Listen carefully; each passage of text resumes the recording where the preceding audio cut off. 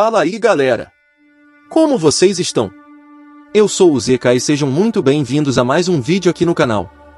No vídeo de hoje estou trazendo para vocês a parte 3 da série dos atuais herdeiros das monarquias extintas. Então, antes de mais nada, não se esqueçam de deixarem o seu like e também se inscrevam no canal. E não se esqueçam de ativar o sininho de notificações para não perder nada. E por último, não reparem na minha voz artificial. Resolvi usar esse recurso pois fica melhor que minha voz real. Mas é isso, vamos lá!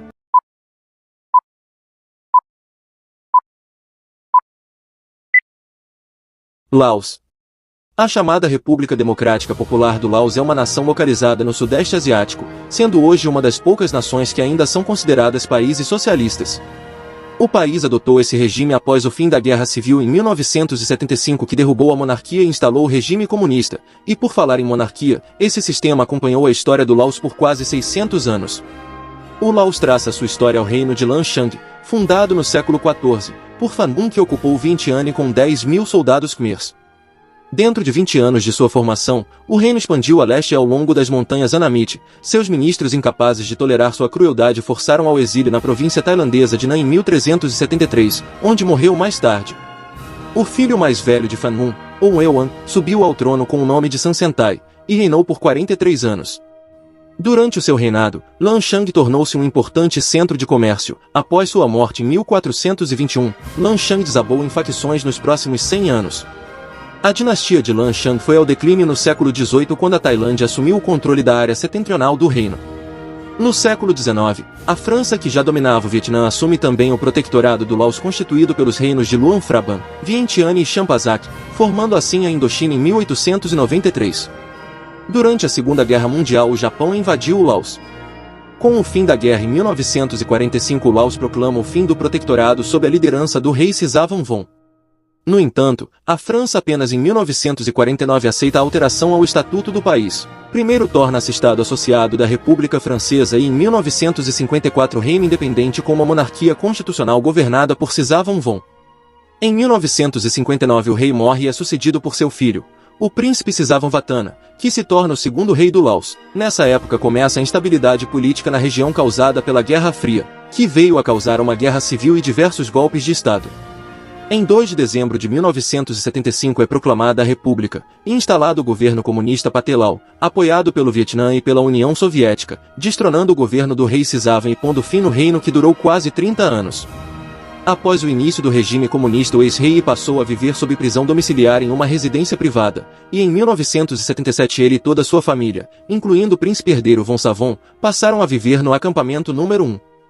No ano seguinte o governo informou que todos haviam morrido por malária, mas na verdade foram consequências do trabalho forçado e a fome. A partir desse ano o príncipe Sauriá Vongsavan se tornou o chefe da Casa Real como regente até que seu sobrinho tivesse idade para assumir o cargo. Em 1980, Souli Vongsavan se tornou o chefe da Casa Real de Kunlo. Ele é filho do príncipe Vongsavan e neto do ex-rei Sisavan, e atualmente o legítimo herdeiro do trono. Assim, se um dia o Laos abandonar o socialismo, ele poderia vir a se tornar o mais novo rei do Laos.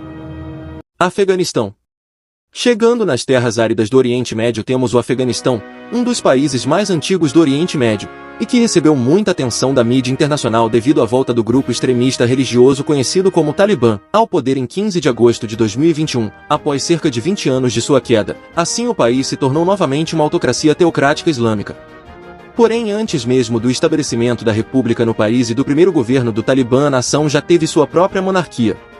O Afeganistão moderno tem seu surgimento em 1747, quando foi estabelecido o chamado Império Durrani, fundado por Ahmed Shah Durrani. Esse império afegão durou até 1823, quando o emir Dost Mahomed Khan fundou o Emirado do Afeganistão, tendo esse durado até 1926, sendo esse período caracterizado pela expansão dos interesses coloniais europeus na Ásia Central, conhecidos como o Grande Jogo, entre o Império Russo e a Inglaterra.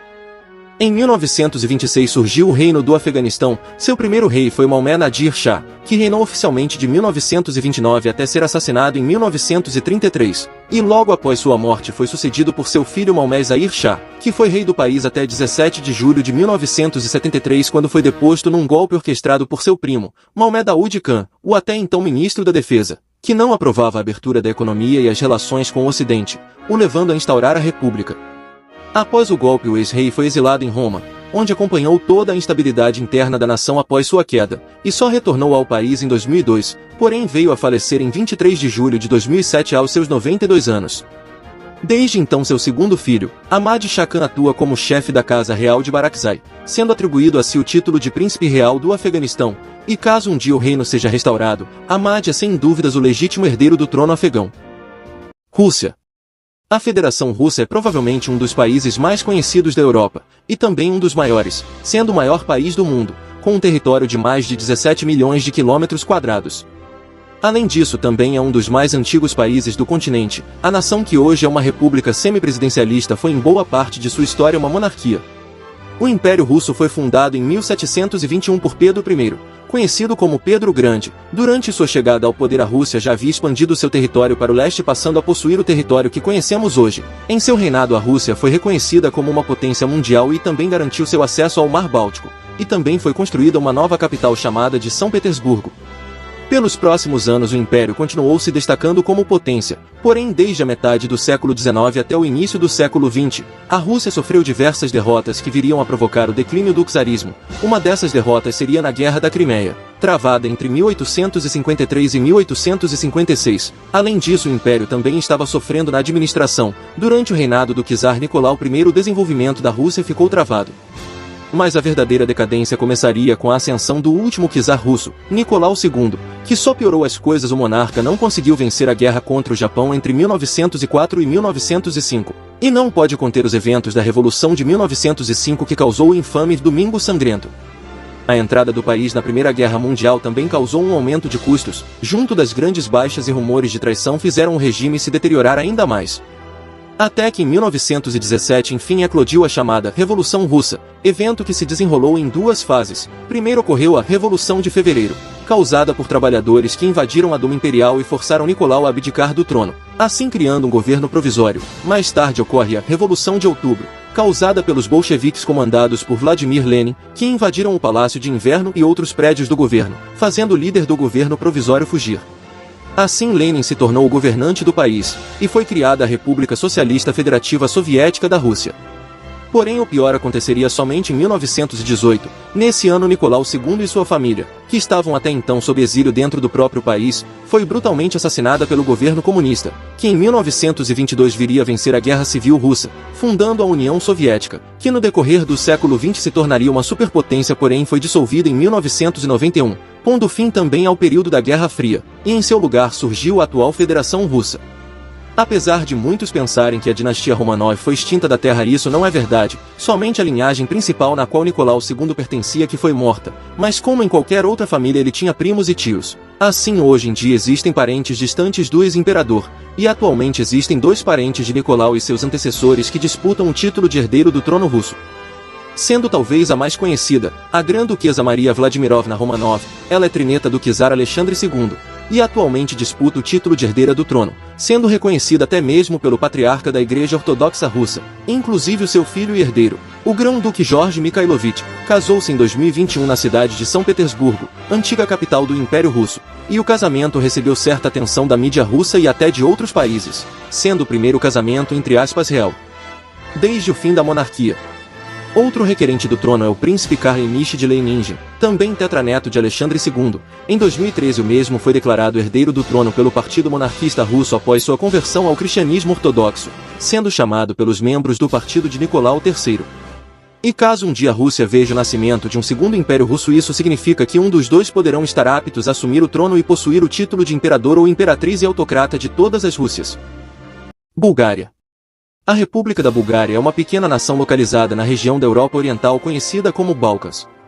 Atualmente é uma república parlamentarista, porém assim como muitos outros países do continente, a Bulgária já foi uma monarquia. A Bulgária moderna surgiu em 22 de dezembro de 1908, quando a nação declarou sua independência do Império Otomano, deixando de ser um principado vassalo dos turcos e se tornando o Reino da Bulgária, tendo como rei Fernando de Saxe-Coburgo-Gotha, que se tornou Fernando I. O reino esteve quase constantemente em guerra ao longo de sua existência, tendo o apelido de a Prússia dos Balcãs. Durante vários anos, a Bulgária mobilizou um exército de mais de 1 milhão de pessoas de sua população de cerca de 5 milhões, e na década de 1910, envolveu-se em 3 guerras, a Primeira e a Segunda Guerras Balcânicas e a Primeira Guerra Mundial. Após a Primeira Guerra Mundial, o exército búlgaro foi dissolvido e proibido de existir pelas potências aliadas. No mesmo ano do fim da Primeira Guerra, o filho do rei, o príncipe Boris, assumiu o trono, se tornando Boris III. Menos de 2 décadas depois, a Bulgária entrou na Segunda Guerra Mundial ao lado das potências do eixo, e mais uma vez se viu do lado perdedor, até que mudou de lado para os aliados em setembro de 1944. Ainda no ano anterior, o rei Boris morreu de maneira misteriosa após voltar da sua viagem à Alemanha. Seu herdeiro foi seu filho, o príncipe Simeão, na época com apenas 6 anos, e devido à sua pouca idade foi criado um conselho de regentes liderado por seu tio, o príncipe Kirill. Em fevereiro de 1945, as novas realidades do poder na Bulgária foram mostradas quando o príncipe Kirill e vários outros oficiais do exército do antigo regime foram acusados de crimes de guerra. Em junho, Kirill e outros antigos líderes foram executados sumariamente. Em setembro de 1946, a monarquia foi abolida após a realização de um plebiscito. O rei foi enviado para o exílio e o reino da Bulgária encontrou um fim. Os comunistas tomaram definitivamente o poder, e assim surgiu com o apoio soviético a República Popular da Bulgária. Esse estado socialista durou até 1990, quando o líder do país, Todor Zivkov, foi deposto e Petar Mladenov assumiu o cargo. Em 15 de janeiro de 1990, a Assembleia Nacional aboliu formalmente o papel de liderança do Partido Comunista na Constituição. Em junho de 1990, foram realizadas as primeiras eleições livres desde 1931, abrindo assim o caminho da Bulgária para a democracia multipartidária. Finalmente, em meados de novembro de 1990, a Assembleia Nacional votou para mudar o nome do país para a República da Bulgária e removeu o emblema do Estado comunista da bandeira nacional. Era o fim oficial do regime comunista na Bulgária e o nascimento da atual Bulgária. Atualmente o herdeiro do trono búlgaro é o príncipe Simeão, que hoje está com seus 86 anos. Uma curiosidade interessante é que ele é o único monarca deposto que conseguiu retornar ao poder, porém fora de uma monarquia, e sim dentro de uma república. O mesmo foi primeiro-ministro de seu país de 2001 até 2005. E caso um dia a monarquia seja restaurada, Simeão é sem dúvidas o legítimo detentor da coroa. Brasil. E finalmente chegando nas terras sul-americanas temos ele, o país do samba e do futebol, a terra do verde e amarelo, nossa pátria-mãe. Oficialmente República Federativa do Brasil, é o maior país da América do Sul e também a segunda maior potência do continente americano, atrás apenas dos Estados Unidos. O país atualmente é uma república presidencialista, assim como a maioria das nações do continente. O que muitos até hoje não sabem é que nosso país já foi uma monarquia independente antes mesmo de ser uma república. O Império do Brasil, que durou de 1822 até 1889, é dividido em 3 períodos, sendo eles o primeiro reinado, o período regencial e o segundo reinado. O primeiro reinado começou com a Declaração de Independência em 1822, realizada por Dom Pedro no dia 7 de setembro, que já em dezembro foi oficialmente coroado, se tornando Pedro I do Brasil. No ano seguinte, em 1823, foi formada uma Assembleia Constituinte para promulgar uma Constituição para o Brasil. A mesma não agradou o imperador, então ele a dissolveu, e em 1824 o próprio outorgou uma Constituição, sendo a mesma considerada autoritária, o que levou a uma revolta iniciada em Pernambuco, conhecida como Confederação do Equador, mas a mesma foi contida nesse mesmo ano. Em 1825 Portugal reconheceu a independência do Brasil, e nesse mesmo ano teve início a Guerra da Cisplatina. Este conflito durou até 1828 quando foi assinado um tratado de paz, e assim a província da Cisplatina se tornou a República Oriental do Uruguai. A derrota brasileira fez com que Dom Pedro perdesse muito apoio popular. Tantos problemas fizeram com que em 7 de abril de 1831 o imperador abdicasse do trono em favor de seu filho, e o mesmo partiu imediatamente para Portugal deixando o príncipe Pedro de apenas 5 anos no Brasil para ser o próximo imperador. Devido à pouca idade de Pedro, foi decidido que haveria a instalação de uma regência no Brasil, iniciando assim o período regencial. Esse período foi severamente marcado pela instabilidade política e econômica. De 1831 a 1840 a nação viu eclodir diversas revoltas separatistas do sul até o norte do país, sendo a Revolução Farroupilha, ocorrida no Rio Grande do Sul, a mais bem-sucedida. Diante de tudo isso ficou claro que o único que poderia estabilizar o país era o imperador, porém em 1840 o príncipe Pedro ainda possuía somente 14 anos de idade. Então os liberais começaram a fazer uma campanha para uma antecipação da maioridade de Pedro. Os mesmos conseguem muito apoio por parte da elite do povo. Assim, em 23 de junho de 1840, Pedro é declarado maior de idade e também é coroado, se tornando Pedro II do Brasil, assim iniciando o segundo reinado. O segundo reinado foi o período que Dom Pedro II reinou como imperador do Brasil, durando de 1840 até 1889. Logo durante os primeiros anos de reinado, a Revolução Farroupilha chegou ao seu fim em 1845, e o Rio Grande do Sul foi reinserido ao território do Império, e em 1847 foi instituído no país o sistema parlamentarista. Nos anos a seguir o Brasil começaria a se estabilizar aos poucos, e só veríamos novos conflitos durante as décadas de 1850 e 1860.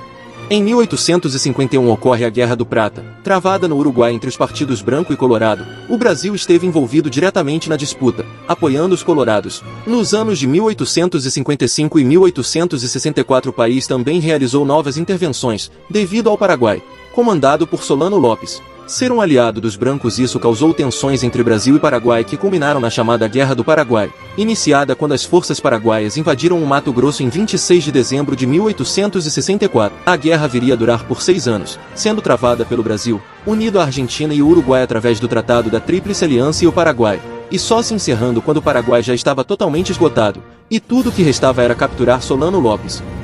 A caçada ao líder paraguaio acabou na Batalha de Cerro Corá em março de 1870, quando tropas brasileiras o cercaram e mataram o ex-ditador, assim encerrando oficialmente a guerra.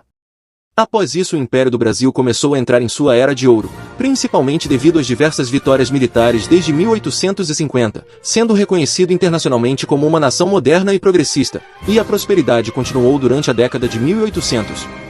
Porém, nem tudo eram flores. Nessa época a monarquia já estava sofrendo um desgaste devido a Dom Pedro já estar velho e cansado. A falta de um herdeiro masculino também dificultou tudo. Além disso, na época ideais republicanos e positivistas estavam começando a crescer no exército.